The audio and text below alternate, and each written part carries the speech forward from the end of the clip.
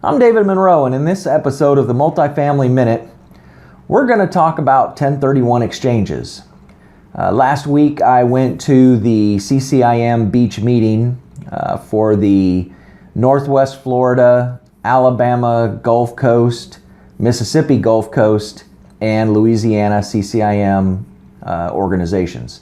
We had a good time. We had about 35-40 people show up for the networking event on Thursday night. Had some good relationship building going on there. Actually was able to work a relationship with a couple of people to potentially do some deals in the future, which is what those are all about.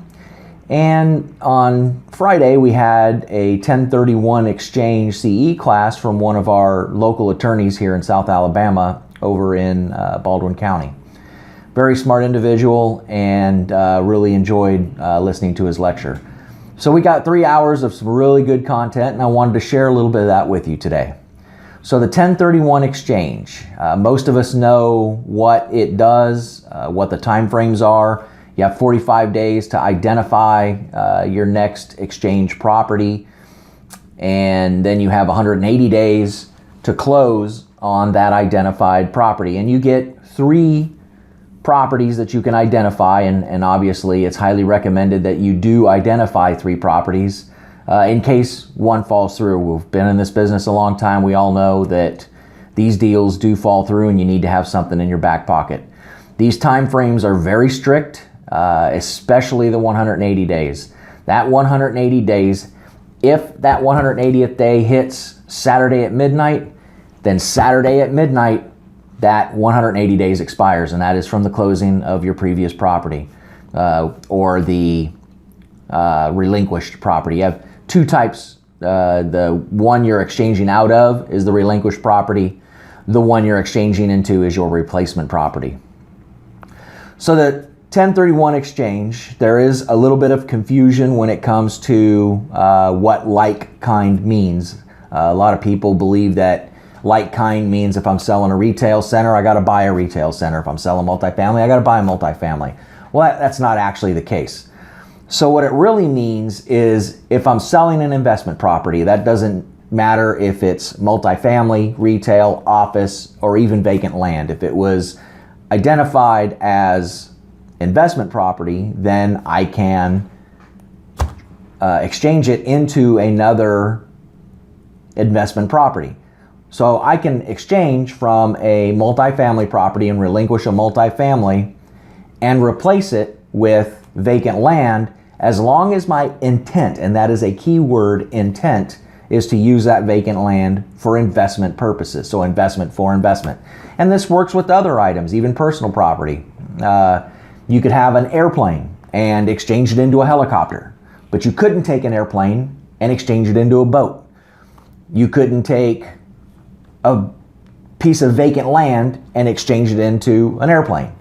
You couldn't take a boat and exchange it into an apartment complex. I hope all that makes sense. It's a boat for boat, airplane for airplane, or aeronautical to aeronautical, and real property to real property, or really investment property to investment property. And at some point, there comes a time where you're eventually going to have to pay those taxes down the road. So that brings up a good point. You're not paying taxes, so you're not getting a tax-free situation. And the IRS really hates it when we say that we're not paying our taxes on our investment. What we're doing is we're deferring our taxes until a later date in the future. At some point, the taxes will get paid. Unless you die. And we don't want that to happen. And then a whole nother set of rules come about that I'm not going to get into right now. So one of the other things I learned, and this was really interesting, I didn't know this existed, was a reverse exchange. So if you found your replacement property and it was a competitive situation and you really wanted that property, but you needed time to sell your relinquished property.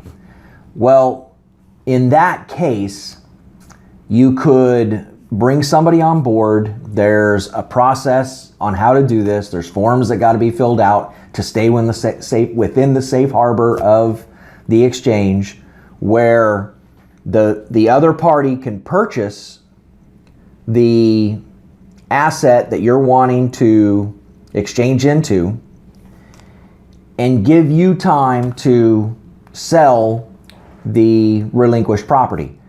You still fall under the 180-day window to get this to happen. So that is very important. If it looks like in development situations, that 180-day window may not happen for you, then there's still a way to do it, but you would be outside the safe harbor of the 1031 exchange. In that case, you better darn well know who it is that you have purchasing that property, so that when you do finally sell yours, that you can get them to sell that back to you and exchange into that property at that time. If you have any questions about the 1031 exchange, I know this was very brief and very vague, please don't hesitate to ask. My phone number is listed all over the place. You can email me, contact me through Beck Partners, or contact me through Premier Apartment Services. Anyway, in any case, it doesn't really matter. I'm very, very easy to get into. Love to talk to you about working a 1031 for you if that's what you're looking to do, or if you just like some advice on it. Now, obviously, I'm not a CPA, I'm not an attorney. I can't give legal advice, but I may be able to give a little guidance on where you can find some further information to help you get that process done. Again, I'm David Monroe, and this has been episode 9 of the Multifamily Minute. Have a successful day. Bye-bye.